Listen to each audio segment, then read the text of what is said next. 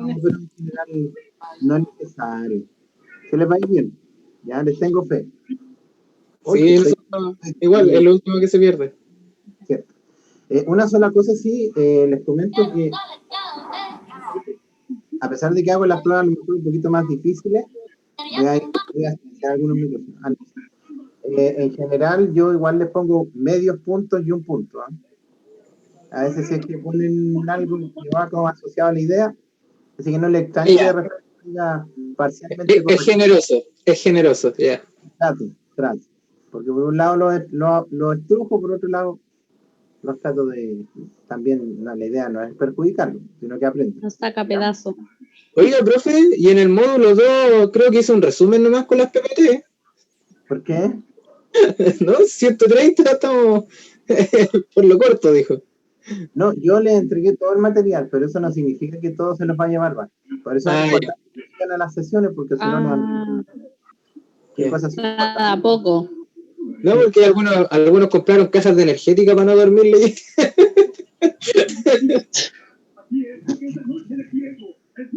Bien, en honor al tiempo, independiente que Chile esté jugando, ya dejó de jugar. Terminó, creo. No sé, en realidad. Bueno, vamos a comenzar con la sesión del día de hoy. Así que vamos a... si está todo bien. Grabar. Bien. Espero que se encuentren bien el día de hoy. Vamos a comenzar por una revisión. Sí, eso en verdad vamos a hacer. Vamos a revisar el cuestionario. ¿Ya? Vamos a el cuestionario que ustedes contestaron. Bien, lo vamos a revisar, pero no me va a dejar hacerlo. Así que denme un segundo para activarlo y poder ver. Después vamos a ver las notas en realidad, cuando ya tenga revisado lo que yo les comenté. Pero en realidad no creo que hayan tantas malas notas en general. Así que les tengo fe en general. Bien, la idea de esta revisión es justamente ver un poco las respuestas y ver si efectivamente hay alguna duda o algo que a ustedes les parezca, ¿ya? Lo más probable es que si hay examen, yo los exámenes lo hago de las mismas preguntas que hice en los cuestionarios anteriores, ¿ya? No hay ninguna diferencia. No. Ojalá que nadie dé examen. Ojalá. Y menos examen de repetición porque ahí sí que me pongo pesado. Así que esperemos que todos terminen sus evaluaciones como corresponde, ¿ya?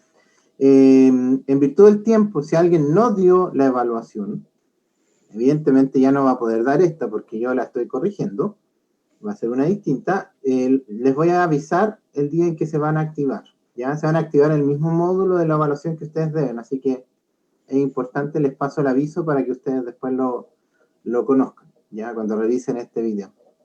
Bien, vamos a comenzar por las preguntas. El sistema de preguntas está desordenado en general, ¿ah?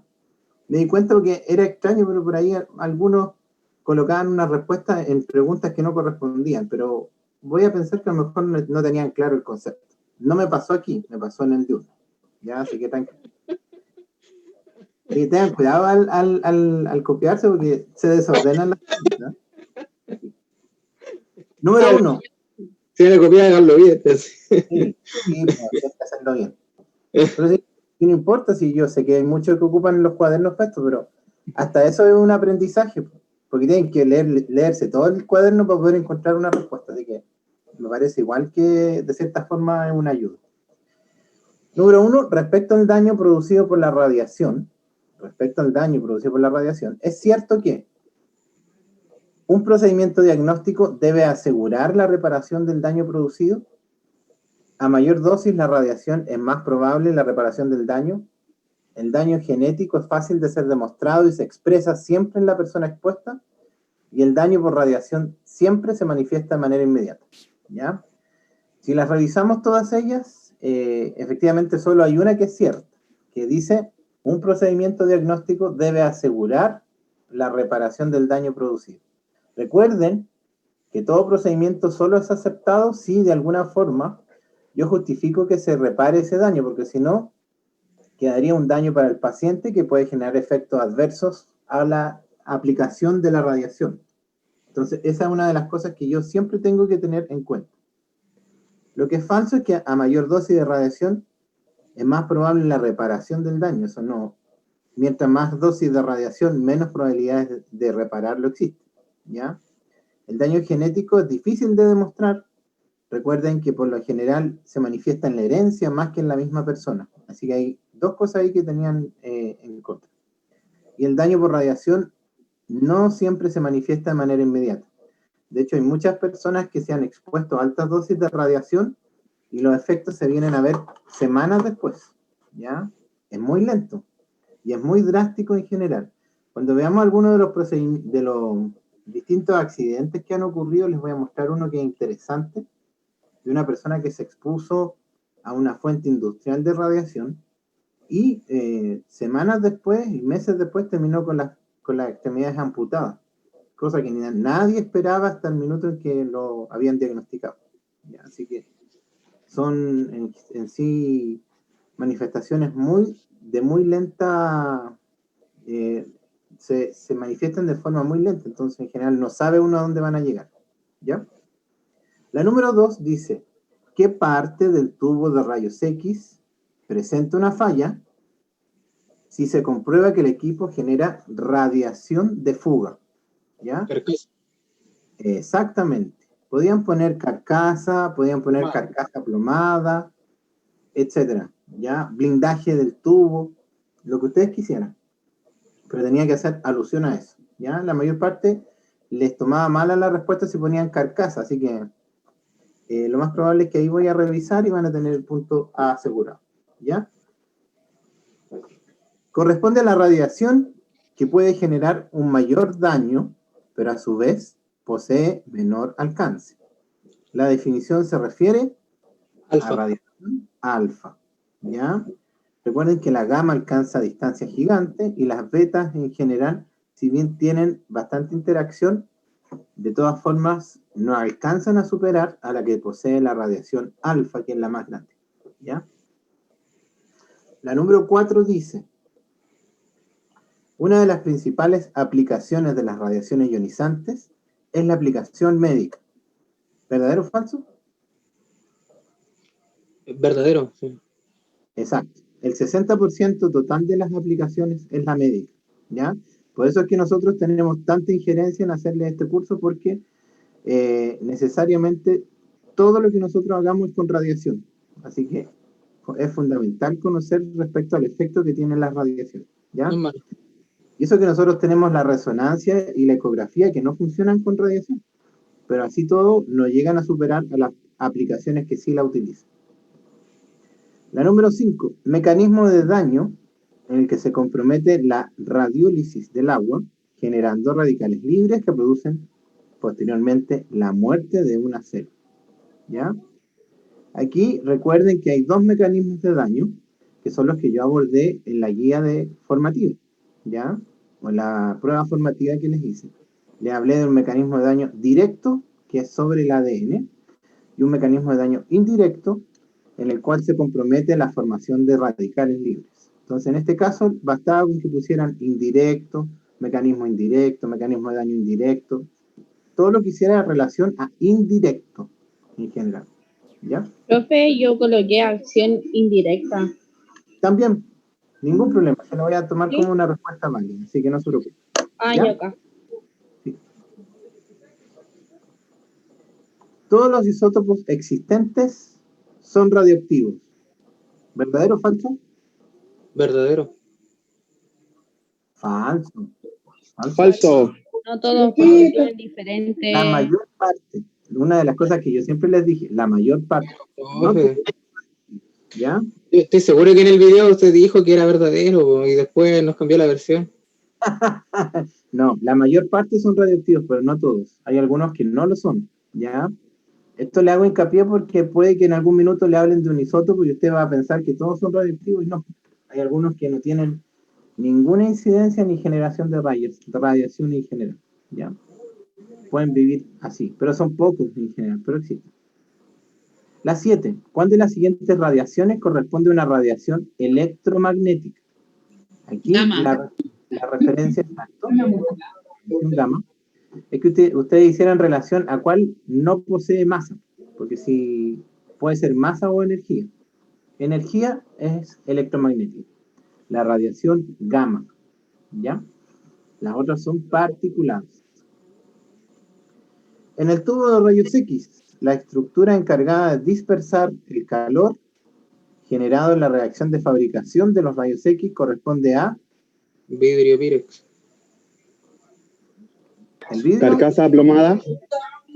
Yo puse Aceite. laboratorio. Aceite. Aceite, profe. No está la carcasa ahí por si acaso. Está el Aceite. cátodo. Perdón, estaba leyendo la de abajo. Ah, ya, ya. Profe, pero el que recibe el calor, en este caso, y lo disipa para que el aceite lo enfríe el vidrio. No, Aceite, profe. El aceite. El aceite que dispersa La temperatura. No, la disipar, D. dispersar o atenuar el aceite. ¿Ya? Es el aceite. Sí, es el aceite. ¿Ya? Lo que podrían haber puesto también como alternativa, por si acaso, es el cátodo. Por si acaso. Perdón, el ánodo, ¿ya? Que también tiene un trabajo de disipación de calor que yo no les dije. Así que si alguien por ese motivo se equivocó y colocó ese, tiene la mitad de la respuesta buena. ¿Ya? Ah, menos mal. Sabía. ¿Por qué el vidrio, don José, dice usted? Porque el primer punto que recibe el calor para poder disiparlo es el vidrio. No, el vidrio, ¿usted sabe cuál es la única finalidad que tiene? Es generar el vacío.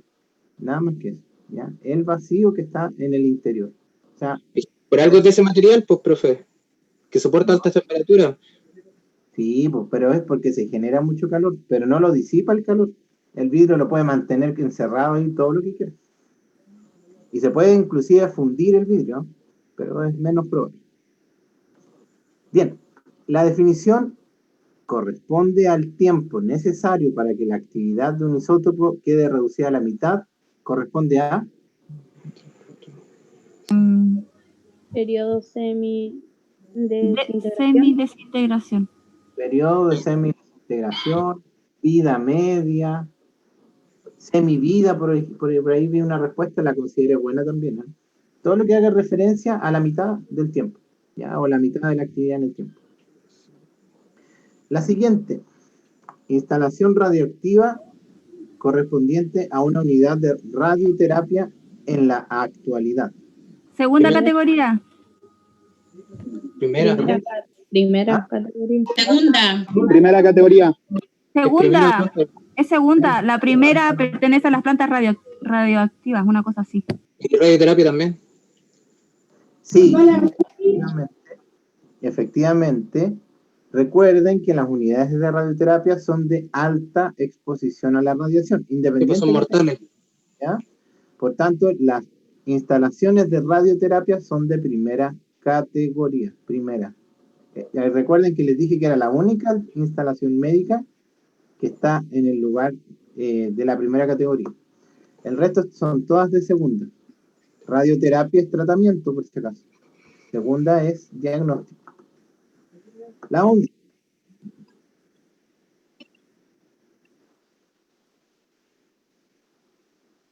Por eso.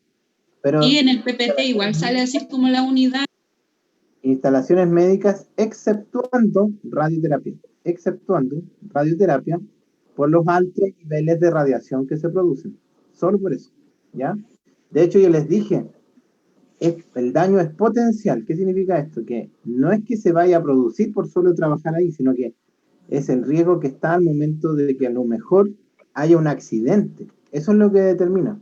Porque tampoco por estar en una instalación de un reactor nuclear, a ustedes les va a dar una radiación que se van a morir. Pero sí es potencial, porque si hay un accidente en el reactor, lamentablemente es tanta la radiación que van a recibir que les va a afectar. Por eso que se considera primera categoría. ¿Ya? Les pido eso que lo revisen. Si tienen dudas, igual podemos verlo después. ¿Ya? ¿Corresponde a la principal interacción de la radiación con la materia? ¿Cuál sería? Radiación ionizante. Ionización. ¿Ya? Ionización. Ionización. Esa es la interacción. Pero es como cuando en una fiesta Profe, y si en el caso que le puse radiación ionizante, ¿sería correcto o no? No, pero no se la voy a considerar mala, ¿ya? La Ya. estoy considerando con la mitad. Bueno, Concepto de ionización, ¿ya? Algunos colocaron efecto Compton. También se las coloco bueno, porque es un tipo de ionización, ¿ya? Por lo menos eso hace referencia a una interacción. La siguiente. Respecto a la generación de rayos X, la definición. Factor de exposición que determina la cantidad de radiación producida. ¿Cuál sería? miliamperaje. El miliamper. Miliamper tiempo, miliamper segundo, lo que ustedes quieran, pero miliamper. ¿Ya? Ah, ya. Pero miliamperaje, yo le coloqué. También. Sí, sí. Un átomo cuyo número atómico es 10 y su número másico es 19, significa que posee 10 10 protones protones y 9 neutrones. y 9. Sí, eso es. Sería la letra B, pero no les puedo decir porque van cambiando el orden de las alternativas, así que puede que a lo mejor a ustedes la haya tocado en otro orden. La siguiente pregunta corresponde a la radiación más utilizada en aplicaciones médicas debido a generar menos daño y atravesar fácilmente la materia. De las siguientes es gamma, beta, alfa o beta. ¿Cuál sería? Beta negativa, beta positiva, alfa o gamma. Gamma. Gamma. Sí, es la radiación gamma porque atraviesa fácilmente la materia, genera menos daño comparada a las otras, si lo vemos desde el punto de vista de interacción. ¿Ya? Y la última dice, tipo de ionización o efecto del cual se origina la radiación dispersa, que afecta al personal expuesto. ¿Ya? ¿Cuál sería? Esa es radiación. Ah, pero es que ahí lo dice por radiación dispersa. Sí. Yo puse efecto Compton. Ese es Radiación efecto Compton. el efecto Compton. Ese es el que origina la radiación dispersa. ¿Ya? El efecto Compton, por si No, acaso. lo he puesto así. Pero sí. ¿Ya? Bueno, ahí lo vamos a revisar. Por último, veremos. Si están muy malos los resultados, espero que hayan hecho la evaluación formativa para considerarle ahí algunos puntitos después. ¿Ya? Bien. Vamos a comenzar entonces con la sesión del día de hoy de clase. ¿Ya? Quedaron medio bajoneados, ¿ah? Pero yo creo que era importante revisarlo para que después veamos mejoras en la siguiente evaluación.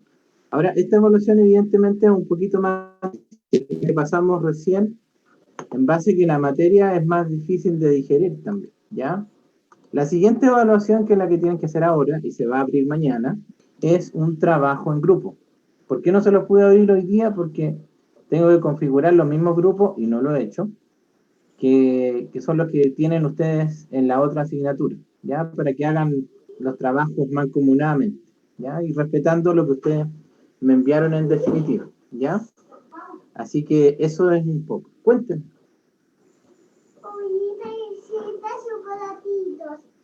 ¿Quiero un chocolatito? No tengo chocolate yo. Ya. Después te doy.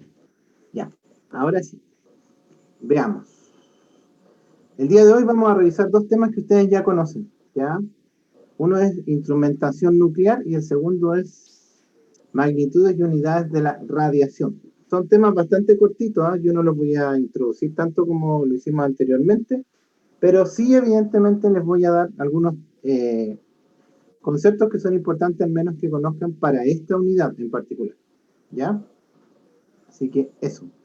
En definitiva, vamos a comenzar por lo que tiene que ver con instrumentación nuclear. Entender básicamente qué es este tema en particular. Ahora, ¿de dónde nace la necesidad de tener instrumentos para medir la radiación? Del hecho de que nosotros no podemos saber si estamos expuestos o no, dadas las características que tiene, ¿ya? Como les mencioné en algún minuto, en general, en alguna oportunidad, un científico dijo que en realidad la radiación sí se detectaba cuando generaba todos los efectos de sintomatología que hay, vómitos, náuseas, mareo, pérdida de conciencia, etcétera, ¿ya? Y ahí uno podía saber si es que no había ninguna otra cosa que podía uno estar expuesto a radiación. Pero, si ustedes se fijan, en la actualidad hay muchas cosas que pueden producir náuseas, mareos, pérdida de conciencia y un montón de otras cosas. Así que no es fácil en realidad detectar la radiación. ¿Cómo lo podemos hacer? A través de distintos instrumentos que a nosotros nos permiten medir este efecto, ¿ya? ¿Cuáles son en general las cosas que nosotros vamos a medir? La actividad, la exposición, la dosis absorbida, la equivalente y la efectiva, ¿ya? Que son conceptos que ustedes ya conocen, igual se los voy a repasar después solamente para recordárselos, sobre todo que los vamos a seguir de cierta forma aplicando, tal vez ya de forma más general, en las siguientes sesiones, ¿ya? Ahora, ¿son importantes estos conceptos? Sí, porque en definitiva hay que tener conciencia de cómo se genera la radiación para yo también poder medirla y construir un instrumento que me permita medir esta radiación. Aquí, por ejemplo, tenemos un ejemplo claro de lo que es la actividad, ¿ya? La actividad, por ejemplo, es podríamos decir, una medida que se realiza generalmente de las isótopos radioactivos, ¿ya? No de los generadores de rayos X, sino de los isótopos radioactivos. Y que generalmente es como nosotros cuantificamos cuánta radiación poseen. Y de esa forma podemos saber inclusive si son peligrosos o no, ¿ya? Entonces, en general nosotros tenemos que tener instrumentos que de alguna manera nos permitan medir eso, considerando las características de la radiación que tenemos, considerando la aplicación en la que nosotros la utilizamos, etcétera, ¿ya? Entonces aquí nosotros, por ejemplo, tenemos una persona con un dosímetro que en general mide la exposición de esta persona a la radiación, ¿ya? Ahí vamos a ir conociendo un poco qué características tienen los distintos equipamientos que se ocupan para medir. Cuando tengamos nuestro taller, les voy a mostrar el equipamiento en persona para que lo conozcan, ¿ya? Hay otras unidades de medida como la exposición, por ejemplo, los cuales en general nosotros lo que medimos es efectivamente la radiación, pero originada de otro tipo de fuentes. Aquí, por ejemplo, la exposición nos dice que es una unidad de medida en general para los rayos X, fundamentalmente, más que para otro tipo de radiación. Y los vamos a utilizar mucho, sobre todo cuando necesitemos trabajar con este tipo de fuentes en el área médica, ¿ya? También los dosímetros y todo lo que nosotros utilicemos tienen que estar diseñados para capturar la radiación y determinar cuánta es nuestra exposición a la radiación, ¿ya?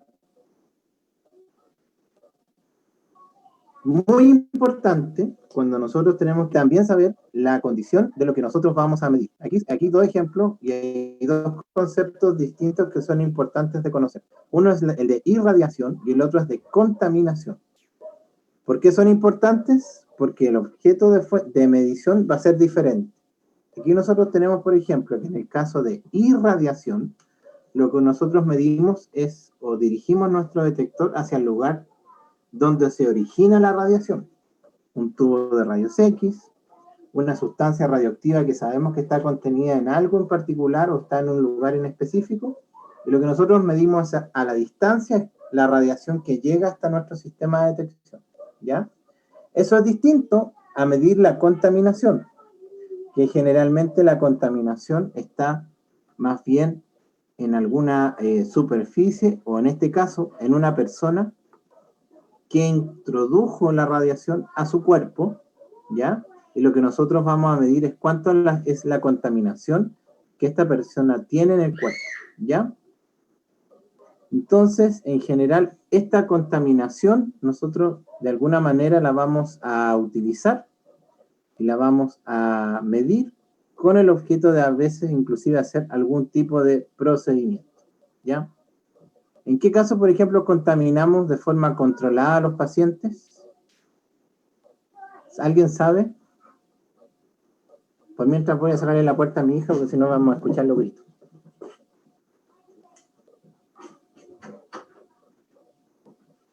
Ahora sí. ¿Alguien sabe en qué situación contaminamos a un paciente? ¿A una persona? Cuando las dosis de radiación son superiores a las calculadas, bueno, en este caso, para que se recupere el mismo cuerpo.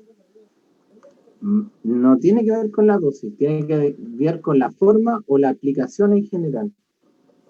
¿En qué situaciones la radiación está dentro del cuerpo del paciente?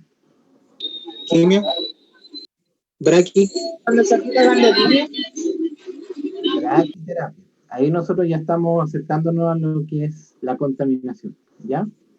Porque ahí el elemento radioactivo está dentro del cuerpo, como muestra la imagen, ¿ya? Otro ejemplo también es la medicina nuclear, ¿ya? Que nos permite de alguna manera también la contaminación controlada con radiación, ¿ya? Bien. Hay distintos tipos de medir de alguna manera la radiación, ¿ya? En general, todo instrumento nuclear es una tecnología que a nosotros nos permite conocer, cuantificar cuánta radiación recibimos, ¿ya? Y de acuerdo a eso podemos saber si nos quedamos en el lugar o arrancamos como cohete, ¿ya? En definitiva, nos va a definir el actuar frente a la radiación que existe.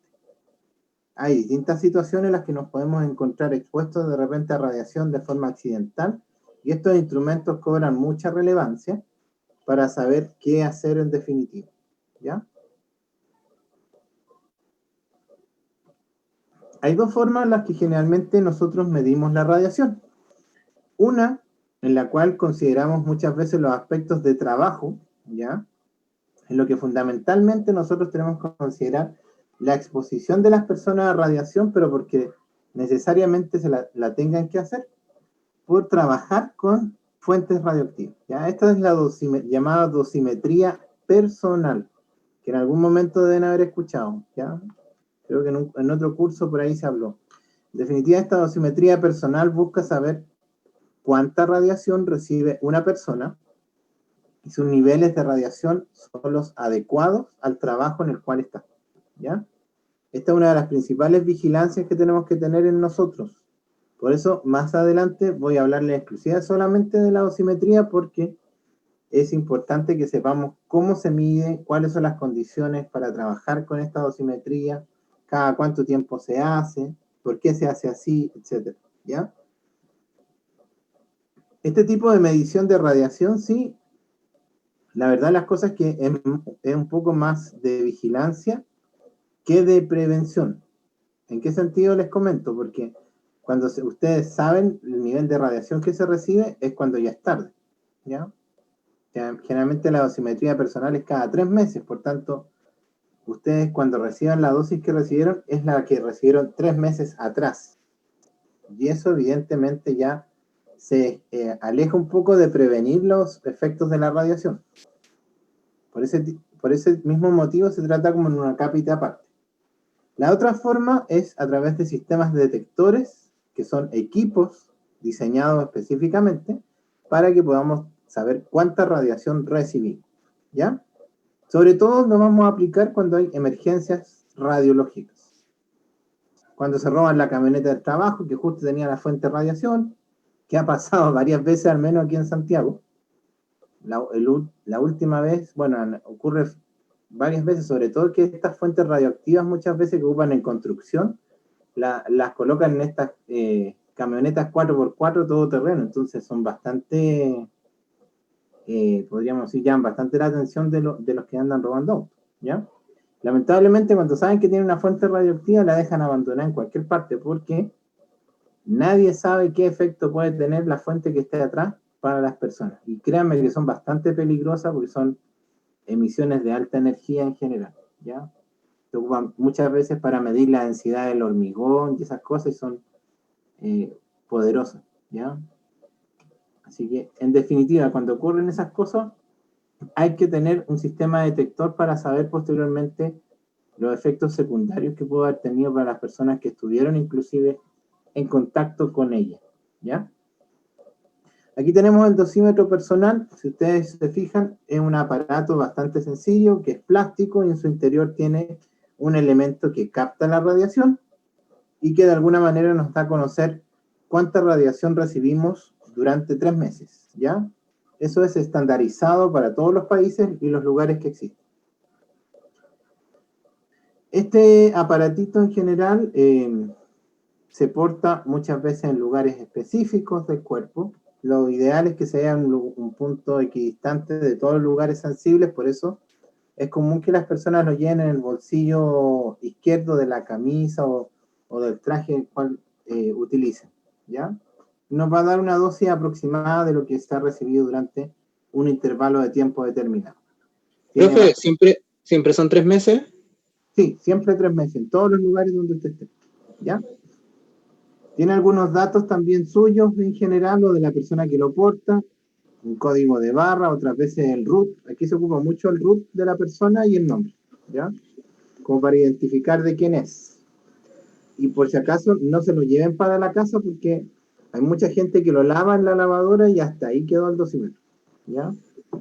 De hecho, ahora están aplicando unos sistemas que son lavables porque eran muchas las dosimetrías que se perdían porque la gente se lo llevaba con un uniforme y lo lavaba. Y después, cuando ya había pasado el ciclo de lavado, se daban cuenta que se había mojado. Y ahí se pierde la eficacia de la dosimetría, ¿ya? Distinto es a este, que es un sistema de detección directa, ¿ya? ¿Qué características tiene? Es un instrumento que funciona generalmente con baterías, ¿ya?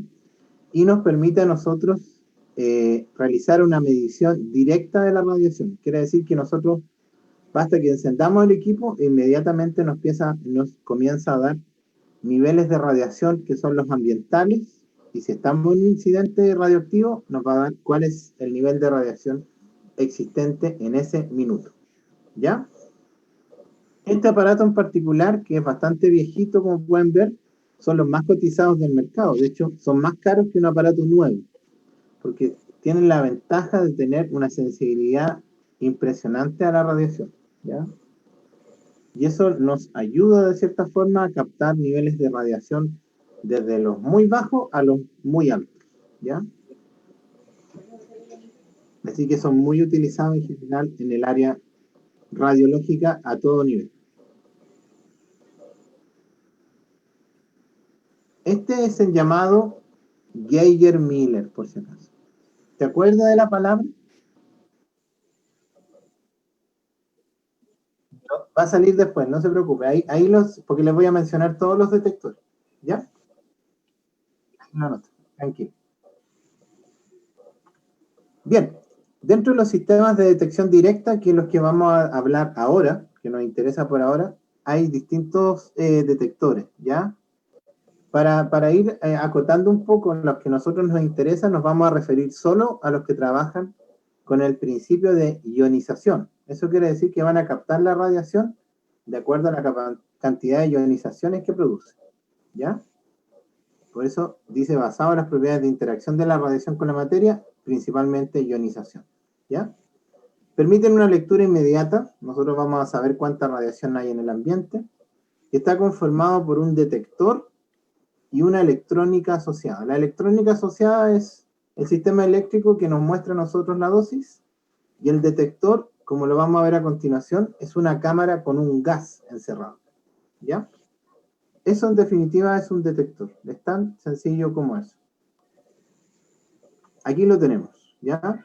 Este cilindro verde agua que ustedes ven aquí, adentro tiene un gas, el cual está conectado a un sistema eléctrico que funciona con una pila, ¿ya? Y nos va a mostrar en un visor cuánta radiación hay, ¿ya? ¿Qué es lo que calcula el detector?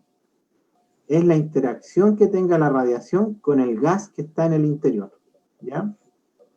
Al interactuar un haz de radiación, no importa cuál sea, va a generar ionizaciones. Y esas ionizaciones, en definitiva, van a ser capturadas como una señal eléctrica y se van a mostrar en el visor, dando a entender cuánta radiación hay en ese lugar o posición, ¿ya? Eso es lo que en definitiva hace un detector de radiación. Por tanto, identificamos exclusivamente esas dos partes. El detector o cámara de ionización, o cámara con el gas en su interior, y la electrónica asociada que permite la lectura, ¿ya? Aquí tenemos nuevamente, para que no se le olvide, el detector que está en el círculo rojo, que es el que transforma la radiación que llega en energía eléctrica, ¿ya? Y la electrónica asociada que interpreta esa energía eléctrica y muestra al operador cuánta radiación hay en el lugar. Muy importante conocer es que todos los detectores tienen un lugar que es por donde tenemos que medir.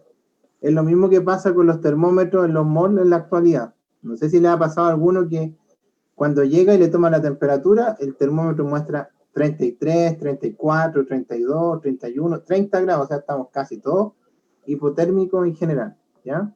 Eso definitivamente pasa porque la gente no sabe cómo medir la temperatura y no sabe que hay un lugar específico por el cual se tiene que hacer, ¿ya? O también una región anatómica en la que sirve, porque en el antebrazo, en esa parte, en general la temperatura no se debe tomar, ¿ya? En este caso también los detectores de radiación tienen una ventana por la cual se hace la lectura. Si ustedes no la dirigen hacia donde está la fuente, probablemente vamos a medir y nos va a dar un valor que a lo mejor dice que no hay radiación cuando sí existe.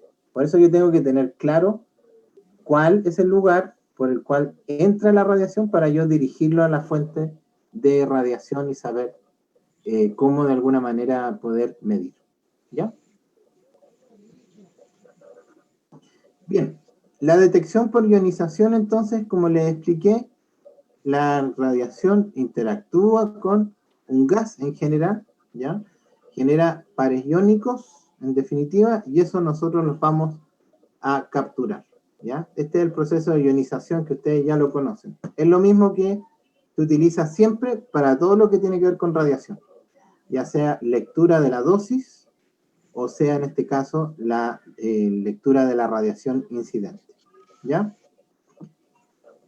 La clasificación en general de los detectores es: existen detectores que son cámaras de ionización, existen contadores proporcionales, Geiger-Miller, ahí está la palabra Geiger-Miller, y los semiconductores, ¿ya?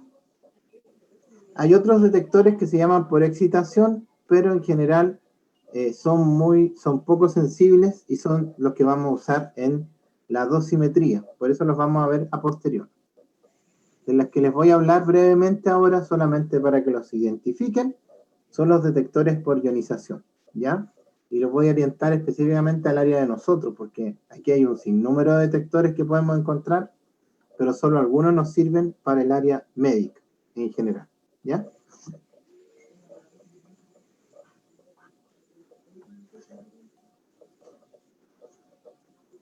Todos los detectores, como les comenté, funcionan con un voltaje que generalmente da una batería. Así que aquí hay que tener presente que la batería siempre esté funcionando para que el detector sea eficiente en leer la radiación que hay en el lugar, ¿ya? Es como lo mismo que pasa con los aparatos de toma presión automática en la actualidad, que si tienen las baterías bajas, le van a dar una presión arterial imprecisa, ¿ya? En este caso, también con los detectores de radiación, tiene que tener claro cómo está el nivel de batería y tienen muchas veces una alarma que indica cuando ésta se agota, ¿ya? ¿Cómo funciona este detector en sí? Una vez que yo tengo claro cuál es el lugar o superficie que es sensible a la radiación, voy a dirigir este detector hacia ese lugar con esa superficie de cara, ¿ya? Y la radiación va a ingresar por ese lugar, ¿ya? Al ingresar, va a ionizar el gas que está en el interior, generando electrones que se liberan producto de esta ionización. Los electrones van a viajar por el circuito eléctrico, ¿ya? Al aplicar un voltaje, y van a llegar al sistema de electrónica asociada para que me diga y cuente cuántos electrones pasan, ¿ya? Mientras más electrones pasan, más radiación hay. Mientras menos pasan, menos radiación. La finalidad de esto es que de alguna manera nosotros contemos y podamos cuantificar la radiación que hay en el ambiente. ¿Ya? Ese es el proceso. Es bastante sencillo en general. Hay algunas variables que pueden existir, sobre todo que hay algunos detectores que tienen la facilidad de poder diferenciar qué tipo de radiación captan. Entonces yo voy a muchas veces mover una palanca y pueden detectar solo alfa, solo beta, solo gamma y rayos X, o la suma de todas las radiaciones al mismo tiempo. ¿Ya? Eso también me permite a mí saber qué tipo de radiación es la que yo estoy captando. Entonces, si por ejemplo muevo alfa y no hay nada, no hay lectura, descarto que sea radiación alfa. Si muevo a beta y sí hay radiación, entonces puedo identificar que era radiación beta la que estoy recibiendo. Eso ¿Y es... todos los medidores tienen esa función de poder, en este caso, dividir las radiaciones? En la actualidad, sí. Todos los medidores en general traen un sistema para detectar y diferenciar las radiaciones. ¿Ya? Así que, porque eso nos facilita también saber qué riesgo tenemos nosotros al exponer. Aquí tenemos fundamentalmente los tres más importantes, que es la cámara de ionización, el contador proporcional y el sistema Geiger-Müller, ¿ya? Este gráfico, para que no le tengan tanto miedo a los gráficos, en definitiva, muestra la sensibilidad de cada uno de los detectores, ¿ya? Si nosotros partimos ordenándolos, lo que primero nos vamos a dar cuenta es que la cámara de ionización en general funciona o detecta elementos radioactivos de muy baja energía. Por tanto, en un accidente nuclear no la podemos usar. Podemos usarla solo cuando nosotros necesitemos medir cantidades pequeñas de radiación. ¿Ya? En el caso de los contadores proporcionales, los niveles de radiación generalmente van aumentando. Y como dice ahí, el contador proporcional sirve fundamentalmente solo para detectar radiación alfa y beta. ¿Ya? No sirve ni para rayos X ni para gamma. Profe, ¿cuál era el proporcional? ¿El contador proporcional? El contador, ahí se lo voy a mostrar. No se preocupe, ahí les voy a decir cuál es, para que lo conozcan como foto y les voy a decir las características que tiene. ¿Ya? Pero en general, estos son los tres que existen. La diferencia es que la cámara de ionización es poco sensible, el proporcional es más sensible, en general, y va a permitirme medir superficies contaminadas, fundamentalmente con radiación alfa y beta, ¿ya? Y el contador Geiger-Müller es por excelencia el detector más eficaz que existe, ¿ya? Por eso todos trabajan con ese, porque en general me permite medir dosis desde casi cero hasta llegar a dosis por sobre los 1000 milisievert, entonces, o 1000 sievert, que son dosis casi letales, ¿ya? Entonces, el Geiger-Müller es el más aplicado porque en general mide todos los niveles o rangos de energía. Así todo, igual para poder, por ejemplo, medir niveles de radiaciones muy altas, tengo que tener un Geiger-Müller muy grande, ¿ya? A veces inclusive del tamaño de un edificio, para poder hacer la medición. Aquí vamos a ver ejemplos, por si acaso, para que ustedes un poco los conozcan. La cámara de ionización, que yo les dije que permitía conocer dosis muy bajas, la vamos a aplicar en medicina nuclear. Si es que no recuerdan, recuerden que en medicina nuclear nosotros hacemos un examen a un paciente en el cual lo contaminamos a propósito, ¿ya? Le inyectamos una sustancia radioactiva a la vena muchas veces, ¿ya? Esta sustancia radioactiva, antes de ponérsela, tenemos que saber cuánto vamos a ponerle. No es lo que uno quiera, sino que es lo apropiado para el examen que se realice, ¿ya? ¿Cómo se sabe cuánto es? Porque yo tengo que sacar una cantidad de radiación y la voy a medir en este aparato. Entonces, cuando el aparato me arroje la cantidad de acuerdo al examen que yo voy a realizar que necesito, tengo lista la jeringa para inyectársela al paciente, yo voy donde el paciente y le aplico la sustancia radioactiva, ¿ya? Pero esta cantidad de radiación es muy pequeña, es casi como un grano de azúcar comparado a otros tipos de aplicaciones de la radiación, ¿ya? Así que en general necesito un aparato que sea más sensible a niveles bajos de radiación. ¿Qué pasaría si yo, por ejemplo, coloco una fuente de uranio a este equipo? Lo más probable es que se sature y no obtenga lectura alguna del aparato. Me va a mostrar un error, porque no va a ser capaz de capturar tanta radiación en su interior y puede que inclusive se destruya el sistema de lectura, ¿ya? Por eso yo les comentaba que funciona con una cantidad de radiación muy pequeña, ¿ya? Profe, y en este caso ese instrumento, porque parece que estuviera en un lugar fijo, es como para, no sé si está bien lo que voy a decir, pero es como para poner un pequeño artefacto y medir su radiación, ¿no? O sea, para echarle un poco menos una moneda y medir su radiación. Exacto, nos sirven para más allá de eso. Por eso son dosis bajitas en general. Ahora, usted ve que aquí hay una abertura, ¿no es cierto? Lo que nosotros ahí colocamos en esa abertura, que es como el tamaño de una moneda, es una jeringa. Una jeringa como de 5 ml o 3 ml, muy chiquitita. Por eso es que tiene esa abertura así, porque uno puede introducir todas las jeringas hacia adentro y el aparato capta la radiación que tiene, ¿ya? Entonces es pequeño. Y esa después se coloca en esta bandejita que está acá. El contador proporcional, algunos le dicen detector de tortilla, ¿ya? Porque parece como una de estas, podríamos decir, es parecido como un sartén en el cual uno hace esas tortillas y genera pan, o hace ¿cómo se llama? Los panqueques, ¿ya? También le dicen detector panqueque. Básicamente porque este tipo de detectores exclusivamente se van a utilizar para radiaciones que en general recorren muy poco distancia y que de alguna manera necesitemos monitorizar, ¿ya? Por eso es que nosotros, de acuerdo al voltaje de trabajo, puede capturar solo radiaciones alfa y beta, ¿ya?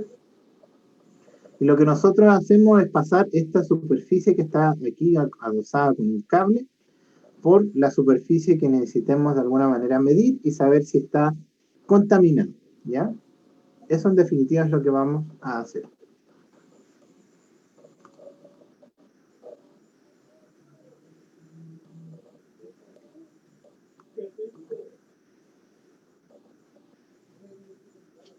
Y por último, el Geiger-Miller está mal en la foto, ¿ah?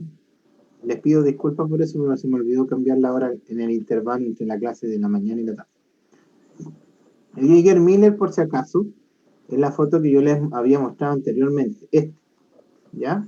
Que parece como un micrófono de karaoke, ¿ya? Pero en definitiva es porque tiene dos sistemas de medida. Uno es este aparatito que está aquí, que de alguna manera yo lo puedo llevar a donde quiera y tiene un cable largo en definitiva, como para medir superficie, y otro que es una superficie más grande por debajo del sistema detector, ¿ya?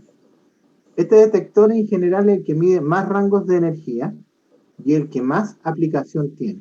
De hecho, en los servicios de medicina nuclear vamos a contar, por ejemplo, con uno de cámara de ionización para medir las dosis que se inyectan a los pacientes y vamos a contar con un Geiger-Miller para medir en caso que se nos pierda la fuente de radiación. ¿Se puede perder la fuente de radiación? Difícil, ¿ya? Lo que sí ha pasado en las unidades de medicina nuclear, pasaba antes, es que de repente preparaban yodo y lo metían al refrigerador. Y la gente llevaba su colación o su almuerzo también y lo metía en el mismo refrigerador. ¿Qué pasaba? Que el yodo se evaporaba y contaminaba la comida, ¿ya?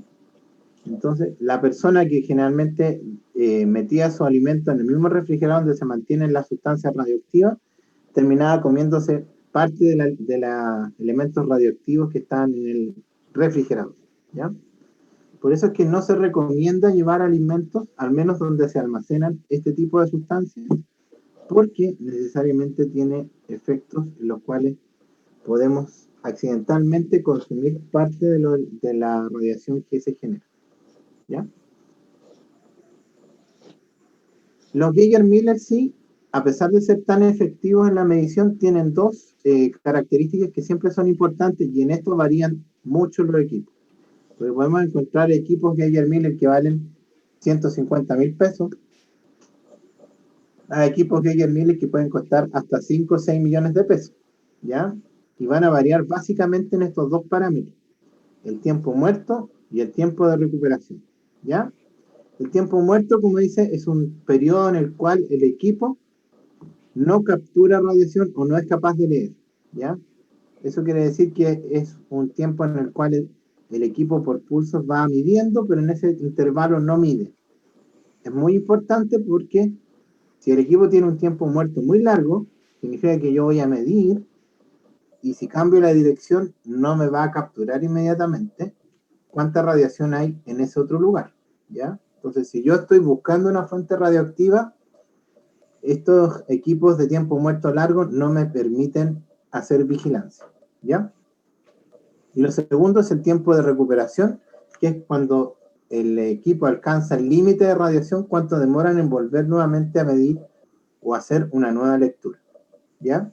Que también es importante porque si estamos en un accidente nuclear, es complejo cuando el Geiger-Miller se satura y llega al máximo de radiación porque significa que voy a tener que esperar un rato para poder leer, ¿ya? ¿Por qué son tan importantes estos factores? Porque aquí, sobre todo si estamos en un accidente, el tiempo es vital. A veces un segundo de radiación que yo reciba puede diferenciarse entre la vida y la muerte cuando hablamos de accidentes de gran envergadura, ¿ya? Así que por eso en general son características que tenemos que conocer de los detectores de radiación.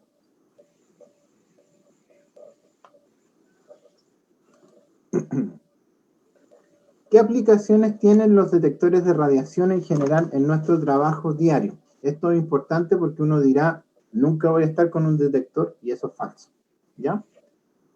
Les coloqué una que es la más frecuente en general y es la que menos se realiza o menos la gente tiene conocimiento, ¿ya? Se llama levantamiento radiométrico. ¿Qué es? Es un proceso en el cual cualquier instalación médica tiene que pasar previo a la autorización del CEREM, ¿ya? Y es un estudio en el cual se miden los niveles de radiación en los distintos lugares donde uno va a estar dentro de la instalación radioactiva. Si trabajamos en una sala de rayos X, por ejemplo, de radiografías, nosotros tenemos que medir cuánta es la dosis al lado del equipo, detrás de todas las puertas, detrás de todos los muros, en el lugar donde habitualmente vamos a trabajar realizando el disparo, en el techo, los vecinos de arriba y los vecinos de abajo, ¿ya? Esas mediciones se hacen con la finalidad de saber si es que hay algún lugar o alguna persona que accidentalmente se pueda exponer a radiación, ¿ya? Profe, entonces quedaría como que evalúa toda la infraestructura del ambiente de la sala. Exactamente, sí. Ya. Y la eficacia que tiene el blindaje o los muros para protegernos de la radiación, ¿ya? Ya, profe. Ahora, la idea también es saber, por ejemplo, si hay pacientes o si hay acompañantes, cuánta radiación reciben. Si hay personas que vienen de afuera, por ejemplo, cuánta radiación pueden llegar a recibir. Todos esos estudios se hacen en general, ¿ya? Se elabora un plano, como el que yo les voy a mostrar a continuación, en donde se ubican todas las salas que puedan existir, desde la sala de estar, de hospitalizado, etcétera, las salas de ecografía, de rayos X, etcétera, con la finalidad de saber cuánta radiación hay en cada lugar. Por ejemplo, aquí tenemos 3 salas de rayos X, en donde se hacen radiografías osteopulmonares, y al lado tenemos salas de ecografía. Entonces, me interesa saber si, por ejemplo, esta es una sala de ecografía obstétrica, cuánta radiación le puede estar llegando a una embarazada si está al lado de la sala de rayos X. Entonces, eso lo tengo que hacer midiendo la radiación que hay en el ambiente, ¿ya? Si yo cambio el equipo de rayos X que hay dentro de la sala, tengo que hacer esta medición de nuevo. Y esto es lo que lamentablemente, al menos aquí, cuesta un mundo que lo hagan. Les puedo asegurar que hasta las clínicas más prestigiosas muchas veces cambian los equipos por tecnologías nuevas y nadie hace el levantamiento de radiometría, ¿ya? Por tanto, después se pierde la eficacia o se desconoce si la sala y los blindajes son los adecuados para la instalación. Hay un hospital muy conocido en general que hizo cambios en los equipamientos y no hizo nada más. Y cuando fue el Ceremi, por a veces motivo, de repente se deja caer en cualquier lugar, hicieron la dosimetría, la radiometría, que ellos tienen aparatos para hacerla, y clausuraron la unidad hasta que aumentaron el espesor de los muros, ¿ya? Que fue una inversión carísima, y estuvieron casi un mes sin trabajar, ¿ya? Por eso es importante. Aparte que las multas del Ceremi, cuando se dejan caer, son parecidas a las que ustedes tendrían que pagar si es que nos encontraran en cuarentena caminando en la calle, ¿ya? Estamos hablando de millones en general. Entonces, por ese motivo, es importante mantener al día las instalaciones con sus documentos y autorizaciones. Bien. Este lo vamos a dejar para después porque los por excitación son generalmente utilizados en dosimetría, ¿ya? ¿Hay alguna consulta respecto a eso? No. Me complica eso porque a lo mejor no entendí, pero vamos a ver en la prueba después si es que cómo les va, ¿ya? A todo esto, parece que le había dicho, la evaluación de esta semana es al revés, ¿ya? Van a hacer un trabajo grupal como nota y la evaluación formativa es una prueba, ¿ya? Para que ustedes sepan. Le invertimos para que no sea siempre la evaluación la misma, ¿ya? Bien.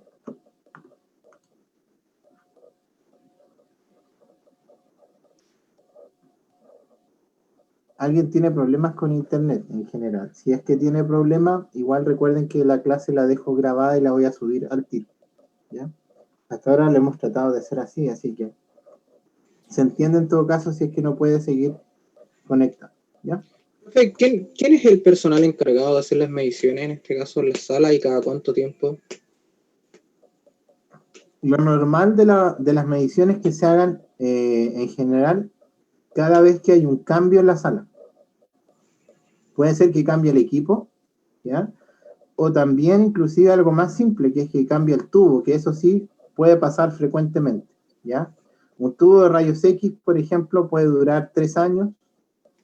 Yo a veces he llegado a cambiar uno al año, porque normalmente el tubo da hasta 100.000 disparos de radiación y yo generalmente llego a los 300.000 disparos en un año, ¿ya? Eso va a depender del trabajo en sí y de la sobrecarga que tenga la unidad en la que se trabaja, ¿ya? Pero en general, la persona que está encargada inicialmente debería ser una empresa externa que uno contrate para que le haga la medición. Hay gente que trabaja con estos sistemas haciendo mediciones y se les paga bastante bien. Un levantamiento radiométrico de una sola instalación puede costar desde los 600.000 pesos hasta el 1.000.000 de pesos, ¿ya?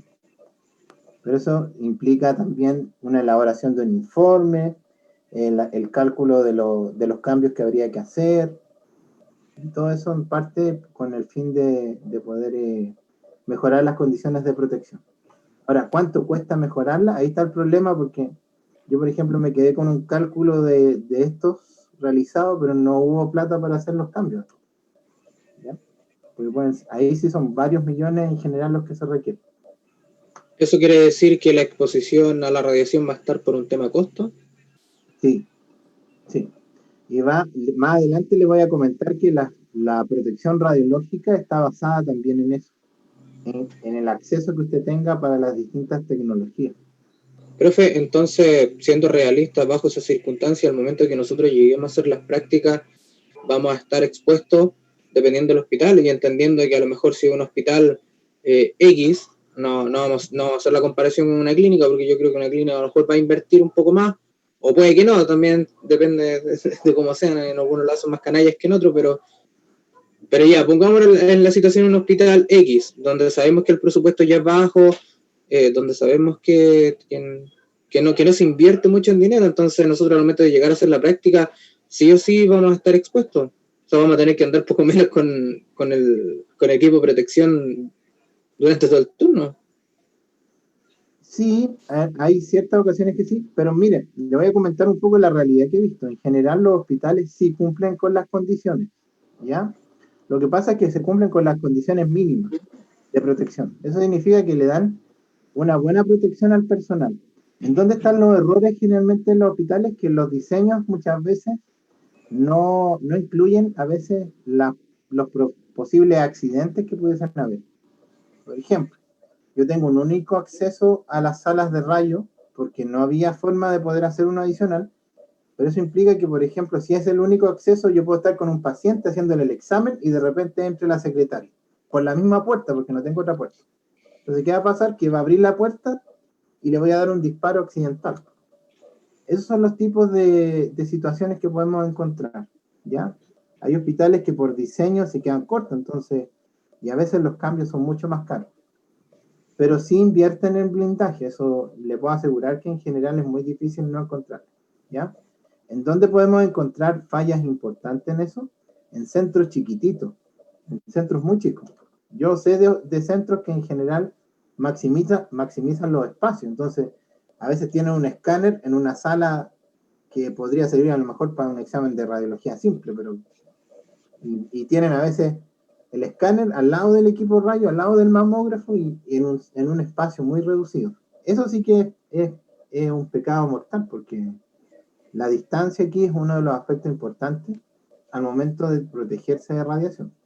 Si usted no tiene un espacio adecuado para poner un equipo, eso a veces es más complicado que no tenga el blindaje apropiado, ¿ya?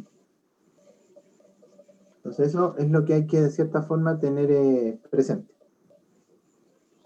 Bien, la segunda parte yo creo que ustedes ya la conocen, pero la vamos a repasar solamente, ustedes me van a ayudar aquí. Yo no voy a prácticamente decir nada. Entonces, vamos a revisar brevemente lo que son magnitudes y unidades de la radiación, ¿ya? ¿Cómo podemos medir la radiación? Con instrumental. Pero ¿qué medimos en definitiva? ¿Qué medimos de la radiación? La ionización. La ionización, ¿ya? ¿Y cómo la medimos? ¿O qué vamos a considerar? ¿Cuánta radiación se recibe en el tiempo? ¿Ya? ¿Sí o no? A través del miliamper segundo y eso, profe, ¿o no? El kilovoltaje. Esos son factores de exposición, ¿ya? Sí tiene mucha importancia en saber cuánta radiación voy a recibir, porque en definitiva, en el caso de los rayos X, sí eso van a determinar que yo reciba más o menos radiación. Pero ¿cuáles son las magnitudes en definitiva que yo mido? ¿Se acuerdan algo de eso? Dosis absorbida. ¿Cuál más? ¿Qué otra dosis hay? Equivalente. ¿Y cuál más? Dosis absorbida, equivalente y... Efectiva. ¿Sí o no? ¿Se acuerdan de la dosis efectiva o no? Eso es lo que vamos a revisar ahora, ¿ya? Entonces, espérese, estaba la dosis efectiva. Absorbente, absorbida y equivalente. Ah, sí, dosis absorbida. Equivalente, efectivo. ¿Ya? Bien, posiblemente hay muchas otras medidas más que podemos realizar, pero las que son importantes a grandes rasgos conocer son un poco las que les mencioné, porque ya les voy a comentar en definitiva cuál es el objetivo, pero una de las particularidades que hay es que yo pueda de alguna manera hacer comparables las radiaciones recibidas en cualquier parte. Eso quiere decir que si yo conozco la dosis absorbida que recibo en un equipo ubicado, por ejemplo, en la clínica Dávila, debería ser la misma dosis que yo esperaría a lo mejor del mismo equipo en Estados Unidos, en cualquier ciudad, ¿ya? Profe, disculpe, porque la dosis absorbida es la cuantificación, ¿cierto? Era como solo la cuantificación. Exacto. ¿O no? Exactamente. Sí, tiene toda la razón, ¿ya? Ahora, el concepto de dosis también es importante, por eso lo vamos a revisar a continuación. Ahora, ¿por qué nace esto? Porque en general Recuerden que la radiación no se puede tocar, ver, oír, sentir, oler, o de alguna manera tampoco tiene ningún gusto, ¿ya? Esto hace en general que nosotros no tengamos ningún instrumento para saber si estamos expuestos a radiación. Por eso existe la necesidad de tener un instrumento para medirla, y posteriormente tengo que saber qué cosas voy a medir en general a partir de ese instrumento, ¿ya? Entonces, es importante conocer la instrumentación que voy a utilizar, que ya les mencioné, que son los detectores en general, y cómo los vamos a utilizar, ¿ya? Ahora, algunos conceptos importantes, que es magnitud, porque siempre van a escuchar el concepto de magnitud, corresponde a todo principio o fenómeno físico que puede ser medido y expresado numéricamente. Distancia, velocidad, aceleración, en general. El trabajo también se puede medir. Ahí, eso sí, el concepto de trabajo en la física es distinto al que uno piensa, porque yo podría estar trabajando aquí todo el día sentado, pero para la física eso no es trabajo, porque mientras no hay desplazamiento, no hay trabajo, ¿ya? En fin, son un montón de cosas las que podemos medir, todo lo que ustedes quieran, en general, ¿ya? Por eso también es importante conocer que para la radiación tiene que haber una forma de medición. También un sistema de medida o de unidades en general, que es un convenio científico que nos permite a nosotros definir una forma de medir y expresarla en una magnitud determinada, ¿ya? Ahí tenemos el peso, o el kilogramo, perdón, el metro, ¿no es cierto?, la yarda, en sí todo lo que nos permite a nosotros medir una determinada o conocer numéricamente una determinada magnitud, ¿ya? ¿Quiénes son los encargados en el aspecto radiológico de definir estas cosas? Primero, tenemos a la Comisión Internacional de Protección Radiológica, que son en definitiva los que determinan qué es lo que se mide, qué es lo que internacionalmente se va a considerar como una dosis justa o determinada de radiación, y los mecanismos a través de los cuales se va a medir, ¿ya? Eso lo hace la Comisión Internacional de Protección Radiológica. Y la Comisión Internacional de Medidas y Unidades de las Radiaciones, que es dependiente de la anterior, determina la unidad específica que se va a utilizar, ¿ya? Estas unidades pueden ir cambiando, ¿eh? Fundamentalmente lo que cambia es la referencia internacional. La idea es que de alguna manera, si yo hablo con una persona en otro país, esa persona del otro país me diga en mi lenguaje, en este caso de magnitud, lo mismo que yo entiendo. Por ejemplo, si yo digo que voy a aplicar a un paciente 100 Gray de radiación en un tratamiento de radioterapia, y estoy hablando con un inglés, el inglés me tendría que entender claramente lo mismo. Ese es el objetivo, que haya una unidad de medida estándar para la radiación, ¿ya? Y esto es muy importante porque los incidentes a veces pueden ocurrir y necesariamente es importante la comunicación en estos casos, ¿ya? Uno de los accidentes que ocurrió aquí en Chile hace muchos años ya, pero inclusive dentro de esta última década, así que estamos hablando como del 2001, si no me equivoco, o algo así, ¿ya? Fue justamente en una construcción que se estaba realizando de una papelera en la 8ª región, ¿ya? Y en la construcción había quedado una fuente radioactiva de alta energía extraviada en la Tierra, ¿ya? Nadie se percató de esa situación, siendo una fuente bastante elevada. Y lo que ocurrió básicamente es que unas personas que venían desde un país extranjero llegaron justo al día siguiente que había ocurrido esta pérdida de la fuente a visitar la instalación que se estaba haciendo, y uno de ellos andaba con un dosímetro. Inmediatamente se dio cuenta de que había algo raro porque el dosímetro se le disparó en los niveles de radiación, siendo que no debería haber nada que lo afectara, ¿ya? Ahí justamente alguien se dio cuenta que esta fuente de radiación estaba en un lugar, y la había encontrado, de hecho, una de las personas que cuidaba el lugar, y lograron rescatarla de cierta forma, ¿ya? A pesar de que esta persona no la tuvo más allá de un par de horas en el bolsillo, esa fuente, pensando que era cualquier cosa, eso le llevó a tener efectos secundarios producto de la radiación, así que es complejo, ¿ya?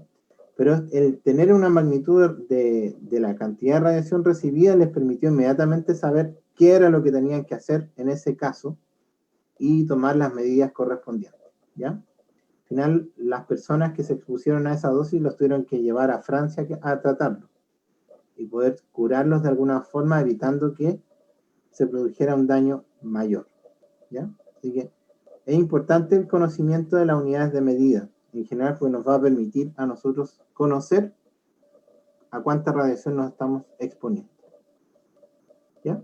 Entonces, la idea de ahora es contestar el por qué se mide, qué es lo que vamos a medir y cómo lo vamos a realizar, ¿ya? ¿Por qué se mide?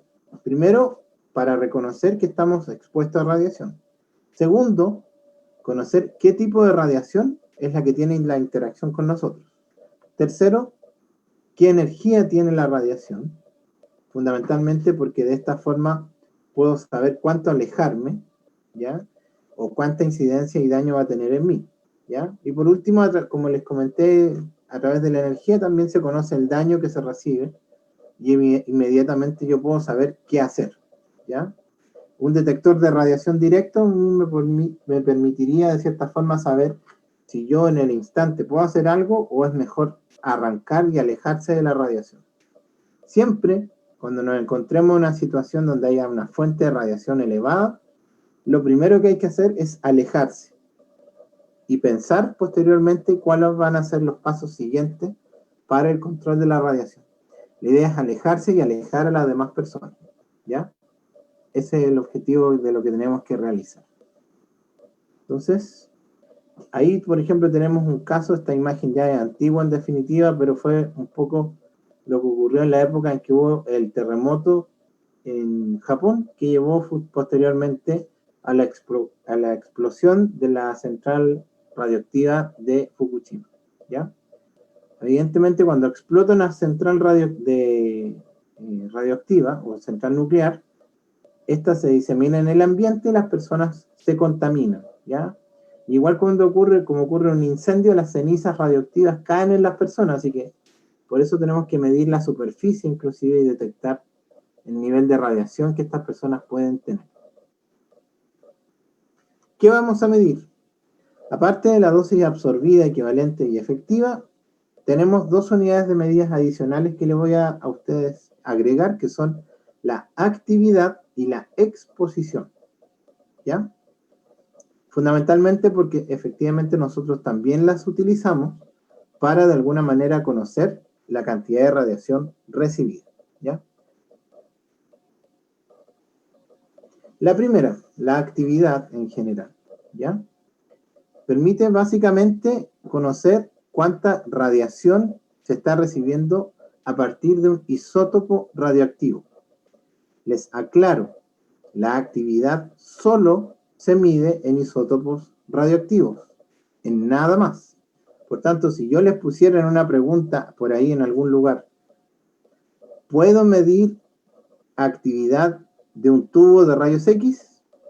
La respuesta evidentemente es falsa, ¿ya? Porque la actividad solo la podemos medir en fuentes de isótopos radioactivos, ¿ya?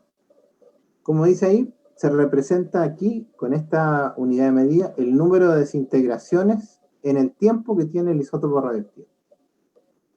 Y las unidades de medida son el Curie y el Becquerel, ¿ya?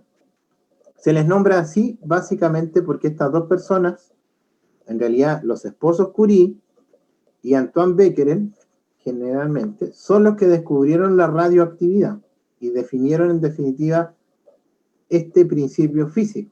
Por eso se les dio el nombre de ellos a las unidades de medida que corresponden, ¿ya? Entonces no se les olvide, la actividad solo se mide en isótopos radioactivos. Aquí tenemos sustancias radioactivas en definitiva, radiación que se de alguna manera produce, ¿ya? Y eso me permite saber la actividad que ellas tienen. Lo que sí, la actividad solo considera a la materia y no considera los efectos secundarios que pueden tener en las personas. Por tanto, la actividad en definitiva es solo una unidad de medida de alguna manera, podríamos decir, poco referencial, pero nos permite de alguna manera conocer o al menos saber si tenemos que alejarnos de esta fuente radioactiva o no. Eso sí es importante, porque si es mucha, es mejor alejarse para después tomar, como les dije, las medidas apropiadas para el control de la sustancia o fuente radioactiva. Este aparatito que tienen aquí también es un Geiger-Miller, por si acaso. ¿Ya? Los Geiger-Miller tienen distintas unidades de medida. Este generalmente tiene la particularidad de poder medir la actividad solo de isótopos radioactivos. ¿Ya? Por eso se le denomina también activímetro. Nos permite conocer, sabiendo que es una sustancia radioactiva, cuánta es la radiación que emana desde esa sustancia. ¿Ya? Estos aparatos son pesados en general, pero hay algunos que son más portátiles, sobre todo cuando uno necesita medir en terreno las sustancias radioactivas. Lo segundo es la exposición, la cual vamos a aplicar fundamentalmente, en este caso, para los rayos X, ¿ya? Como son fuentes artificiales, y generalmente las que generan rayos X, nosotros la magnitud de exposición la vamos a medir exclusivamente en ellos, ¿ya? ¿Cuál es la salvedad? Que no sé si recuerdan que en algún minuto les dije que la radiación gamma, por ser radiación electromagnética, se comporta idéntica a los rayos X, ¿ya?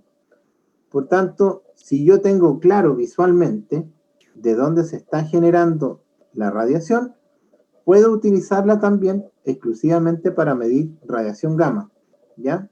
Pero en este caso, fundamentalmente la exposición se va a medir específicamente y más orientada hacia los equipos que generan rayos X, ¿ya? Por tanto, si yo les digo, necesito saber cuánta radiación recibe un paciente, lo que yo estoy midiendo es la exposición del paciente a los rayos X, ¿ya? Ese es el objetivo que de cierta forma tiene.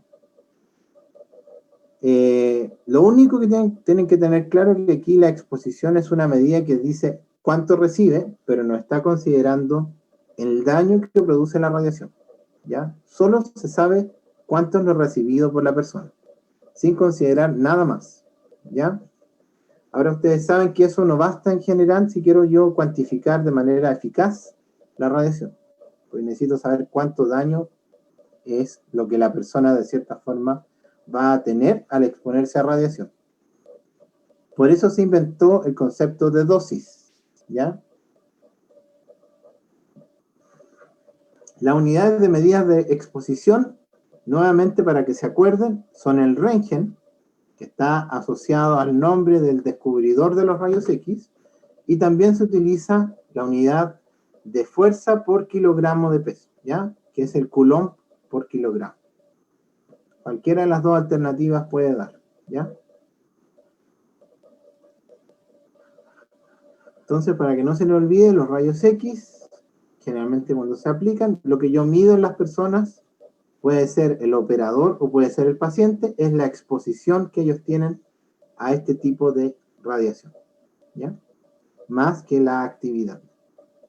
Ahora, ambas, en definitiva, nos permiten a nosotros conocer la emisión de radiación, pero no estamos conociendo el efecto que producen las personas. Por eso es que se diseñó, como yo les mencioné, el efecto de lo que es dosis o tasa de, en definitiva, de dosis, ¿ya?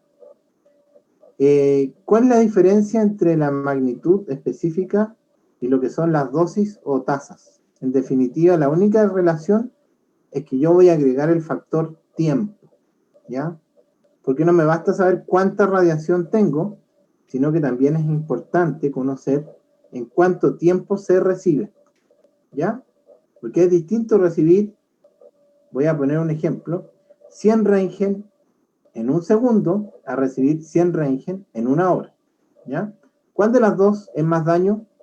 ¿100 Röntgen en un segundo o 100 Röntgen en una hora? ¿Cuál sería más daño? Misma. ¿Ah? La cantidad no es la misma. La cantidad es igual. En una hora En una se recibe en 1 hora y otra en 1 segundo. ¿Cuál da más daño? En 1 hora. Al contrario, ¿No de un segundo? 1 segundo. Segundo. ¿Ya? Mientras más corto el tiempo que tiene en recibir una alta cantidad de radiación, más daño va a producir. ¿Ya? Recuerde del fraccionamiento en radioterapia. ¿Por qué se fracciona? Porque el cuerpo se alcanza a recuperar. ¿Ya? Entonces es un poco lo mismo que se aplica. Respecto a esto se consiguieron 3 conceptos que son los de dosis. ¿Ya? Tenemos la dosis absorbida, que es la magnitud que se mide respecto a un material determinado. ¿Ya? En este caso en particular, lo que nosotros medimos es lo que en definitiva nos entrega el sistema de lectura. ¿Ya? Lo único que no estamos considerando aquí es el tipo de radiación y el tejido que se expone. Entonces, la dosis absorbida en general es lo que nos permite a nosotros conocer cantidad de radiación que afecta a una determinada estructura, materia, lugar o cuerpo, sin saber el efecto secundario que posee. ¿Ya? Entonces, aquí, por ejemplo, nosotros tenemos la dosis absorbida, que evidentemente está recibiendo una persona, pero no vamos a considerar nada más que el volumen que se está exponiendo, sin considerar qué es lo que hay ahí, ni el tipo de radiación que se recibe. ¿Ya? Eso en definitiva es lo que uno de alguna manera mide. ¿Ya? El problema es que es distinto que estos sean rayos X a que sea radiación alfa. Por eso se generó el concepto de dosis equivalente, en el cual sí se considera el tipo de radiación. ¿Ya? En la dosis equivalente, evidentemente, lo que nosotros estamos de alguna manera determinando es que las radiaciones, dependiendo de si son rayos X, radiación beta, radiación gamma o radiación alfa, van a producir distinto daño. ¿Ya? ¿Cómo se calcula ese daño? Aquí nosotros en esta tablita, por ejemplo, tenemos radiaciones y un factor determinado en el cual nosotros nos dice cuánto daño produce una radiación. Entonces, de acuerdo a este cuadro, una radiación de tipo rayos X tiene un factor de 1. Si nosotros nos vamos acá a las partículas alfa, tienen un factor de 20. ¿Qué significa esto? Que la partícula alfa genera 20 veces más daño de lo que podría generar cualquier haz de rayos X. ¿Ya? De esa forma se lee. Mañana voy a mostrarles cómo se calcula. ¿Ya? Un ejemplo rápido para que vean un poco de dónde se sacan esos factores. Pero esto nos permite a nosotros un poco dar la relación de daño entre un tipo de radiación y la otra. Okay. Dígame. El volcán. No. Lo que yo le comentaba es que de acuerdo al tipo de radiación es el daño que produce, ¿ya? Siendo las partículas alfa más dañinas que los rayos X, ¿ya? Esto que dicen fotones de cualquier energía, fotón es otro nombre para referirse a los rayos X y los rayos gamma. Entonces, si los rayos X o gamma tienen un factor de 1 y las partículas alfa 20, lo que está diciendo es que las partículas alfa pueden producir hasta 20 veces más daño que los rayos X o gamma. ¿Ya? Con el cálculo que hagamos mañana les voy a mostrar un poquito más ese concepto. Y por último, la dosis efectiva, que es en definitiva un concepto que de alguna manera me relaciona la dosis, tanto la dosis absorbida con la equivalente, con el tipo de tejido que se expone a radiación. ¿Ya? En este caso nosotros lo que tenemos que considerar es el tipo de tejido y su sensibilidad a la radiación. Y aquí, por ejemplo, tenemos una tabla en donde se asigna un factor dependiendo el tipo de tejido. Entonces tenemos la gónada, la médula ósea, el colon, pulmón, estómago, etc. Y tenemos para cada uno de ellos un factor diferente. El número más grande para los órganos más sensibles. ¿Ya? Las gónadas, por ejemplo, tienen un factor de 0,2. Y los números más pequeños para los tejidos que son menos sensibles a la radiación. ¿Ya? Por ejemplo, la piel tiene un factor de 0,01. ¿Ya? Entonces, sí, nosotros sabemos que las gónadas son más sensibles que la piel a la radiación, ¿ya? Todo esto en general se lleva a una fórmula que nos permite a nosotros definir cuánta radiación se recibe y es lo que vamos a revisar mañana, ¿ya? Los límites de dosis que se están establecidos para los trabajadores y el público nos van a permitir a nosotros también un poco conocer, en definitiva, cuánto es lo máximo que se pueden exponer, ¿ya? Para el trabajador en general se consideran 50 milisievert al año o 0,5 sievert al año, y para el público 0,05 sievert al año o 5 milisievert al año, que es lo mismo, ¿ya? Son una conversión matemática básicamente que está en considerar los mili que existen, ¿ya? La idea es que mañana también hagamos un cálculo de para qué sirven conocer estos números y cómo se calcula, ¿ya? Eso. ¿Alguna consulta que haya? ¿Consulta? Antes que se queden dormidos. Sí sé que no fue muy entretenida la clase, pero Profe, llevarlo a la práctica más entretenida. Dígame. Más que una consulta, y lo voy a decir personal, me cuesta entender esta materia. De verdad que me cuesta y me siento un poco perdido. Pero no se pierda, porque la finalidad que tiene el taller que vamos a hacer en la asignatura es que usted pueda, de alguna manera, estos conceptos concretarlos. Oye, claro que son difíciles de entender, en definitiva, porque yo creo que al final lo que importa es llevarlos a la práctica, ¿ya? Por eso, mañana vamos a hacer una sesión en la que vamos a hacer una forma de llevar a la práctica el concepto que recién les mostré, ¿ya? Es que, ¿sabe lo que pasa, profe, en general? Y yo estuve analizando esta situación, hoy día pensé en mí, bueno, y me di cuenta de algo, que cuesta mucho mantener esta cantidad de información, porque es cierto, nosotros estudiamos vespertino, no es lo mismo que estar en el aula, donde a lo mejor usted puede tomar algo y decir, no, miren, esto sirve de esta forma, algo que uno pueda memorizar. Nosotros, el ser humano en sí es un ser que memoriza las cosas en base a alguna acción o algo que nos marque en algún minuto. Entonces, claro, yo entiendo que no todos tienen el mismo método. Quizás hay más de alguno que lo memoriza de inmediato o bien pueda estar revisando los videos.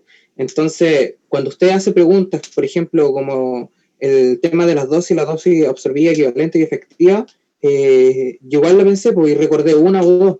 Entonces, caché que la mayoría tampoco lo recuerda. Y es porque no podemos ir viéndolo. Entonces, al no retener, nos entrega esta información y nos perdemos más. Confundimos mucho los conceptos. Yo estoy hablando por mí y algo generalizado, que yo me he dado cuenta. No sé si algún compañero coincide conmigo, está de acuerdo conmigo, pero estoy tratando como de poner como un paño frío a esta situación y decir, ¿sabe qué, profe? Hagamos una pausa y busquemos la forma de que podamos entender realmente, porque nos vamos a perder. Si continuamos por esta brecha, nos vamos a perder más todavía. Don Diego iba a decir algo y se arrepintió. No, profe, que yo igual concuerdo con mi compañero José Valdívar, que igual estoy un poco súper perdido en la materia.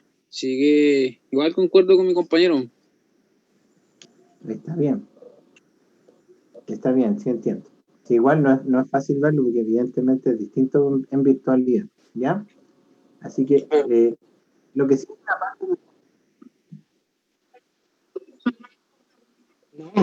No. Claro.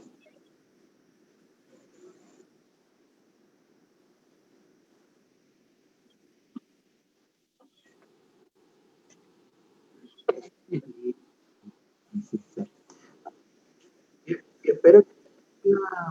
Claro, no es algo con usted, profe, es algo en circunstancia lo que hemos visto.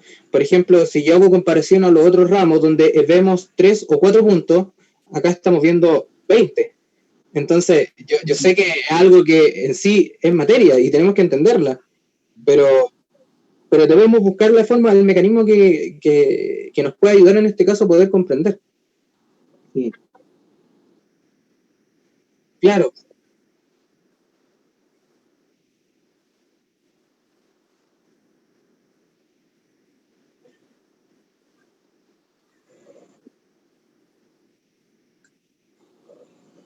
Oye. No, y viejito más encima. ¿Dónde quedo yo entonces? Pero en definitiva, de las cosas que es claro, miren, yo en cuanto a las evaluaciones les voy a exigir de acuerdo a lo que en realidad yo sé que pueden dar. Yo sé que estoy pasando más información de la que debiera, ¿ya? Pero también es por un tema de que para que sea válido el curso en definitiva, tengo que alcanzar todos los niveles de al menos haberle pasado toda la información. Pero sí va a ser muy importante, muy relevante, la actividad práctica que hagamos, o independiente de los que no puedan ir, también nos voy a hacer una actividad que va a ser similar, porque ahí es donde se va a concretar todo esto, ¿ya? Si yo les dijera de todas las veces lo que es la protección, cuántas veces aplicamos dosis absorbida equivalente efectiva, la verdad es que eso ni siquiera tiene una aplicación práctica desde el punto de vista de cuando uno hace, ¿ya? Pero sí, evidentemente, es más bien conceptual. Es el hecho de que de repente, si yo les digo de repente, usted en su dosimetría arrojó una dosis de 0,12 milisievert. ¿Eso es riesgoso para usted? Y ahí yo necesito que ustedes de alguna manera respondan. Por eso es que es importante a lo mejor que ahora yo les pase la información, pero cuando veamos la evaluación formativa, yo se las voy a, de cierta forma, porque está diseñada para eso, para asentar lo que es necesario que ustedes sepan. ¿Ya? Es la forma y el mecanismo más apropiado. ¿Ya? Porque sé que a lo mejor es más difícil esta parte, pero lo esencial del curso, tal vez, más que los conceptos, es cuando ya lo apliquemos. Y eso, sobre todo, va a ser esta semana, la siguiente y la que viene. ¿Ya?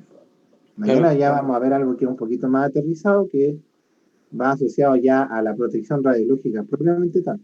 Y nos vamos a olvidar a lo mejor de estos conceptos, ¿ya? Pero están hechos como para que los vayamos reforzando en la siguiente actividad. ¿Ya? Si no lo entendieron ahora, por eso tampoco me estresa en definitivo, si es que no lo tienen muy claro. Porque la protección radiológica es mucho concepto, pero en la parte práctica tiene más lógica. ¿Ya? Sí, evidentemente, ¿ya? Evidentemente. Así que ténganse fe, porque yo sé que les va a ir bien al final. Puede que a lo mejor esta clase les haya costado un poquito. Voy a tratar mañana de hacer algo entretenido para que de alguna manera entender mejor. Profe, no es algo de entretención. No es algo de entretención. Es que igual yo creo que del momento que usted hizo esa pregunta, automáticamente me saltó el switch y dije, no está bien, po.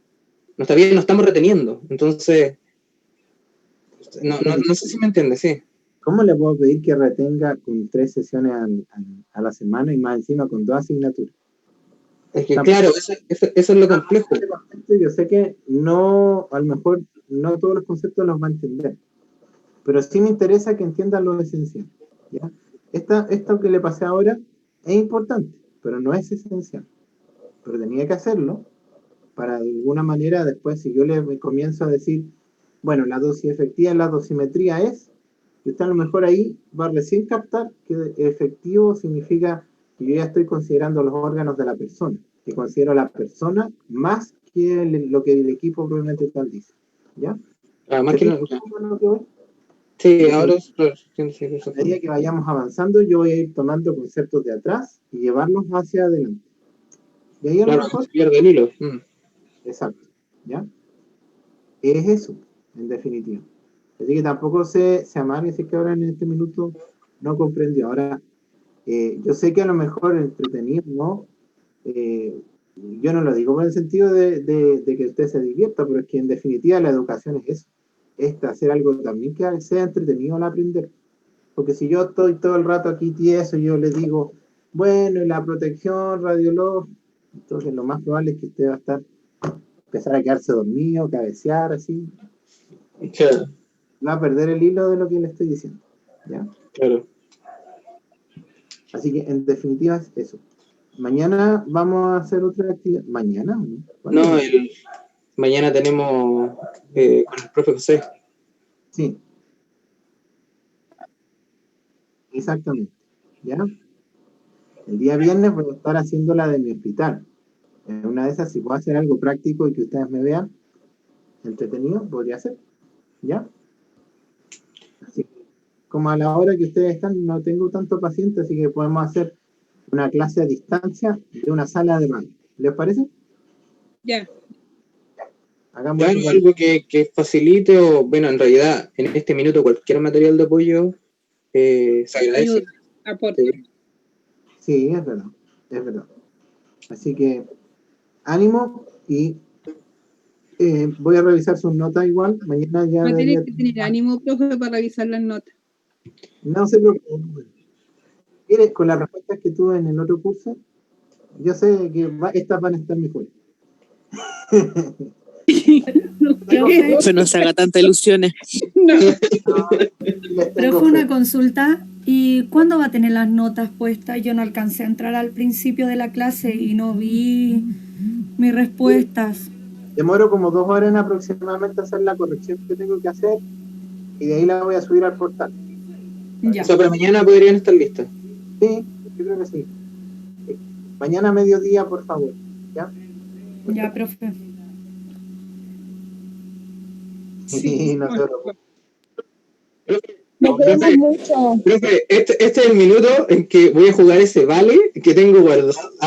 Sí, de cierta forma, recuerda todas esas notas que fueron, no sé, como entre comillas injustificadas por otros profes, donde no se nos cambiaron, donde quedaron ahí en el recuerdo. Este es el minuto de que vamos a canjear ese vale, profe. Vamos a ver, vamos. Tiene que tocar un compañero.